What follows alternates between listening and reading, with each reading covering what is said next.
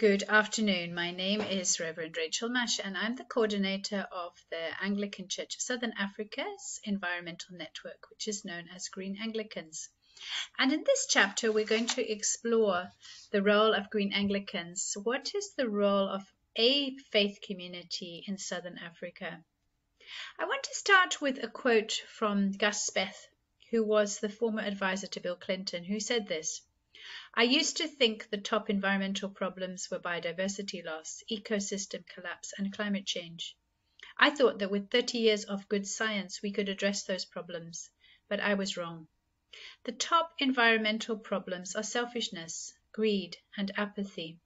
And to deal with those, we need a spiritual and cultural transformation, and we scientists don't know how to do that."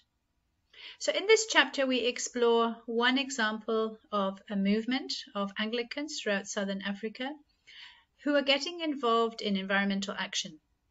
From the local level, saving water, planting trees, doing cleanups, to being involved in advocacy, challenging fossil fuel companies, changing the canons and the constitutions of their churches, changing where they save their money in terms of divesting from fossil fuels.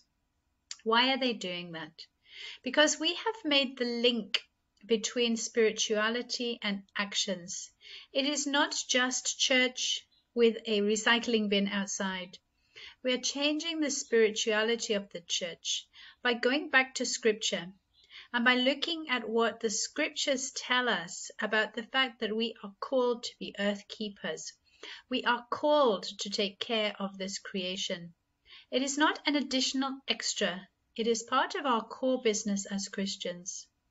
And recently, on the 1st of September, we heard that the Pope, the Ecumenical Patriarch, the leader of the Orthodox Church, and the Archbishop of Canterbury, the leader of the Anglican Church, together have put out a message calling on all people, but particularly on their faithful, to make a difference, to make sacrificial changes, and to combat climate change. Together, those three leaders represent over 1.5 billion people. If we can mobilize the faith communities, we can make a transformational difference that can help to change the trajectory of this planet in terms of climate change. Thank you.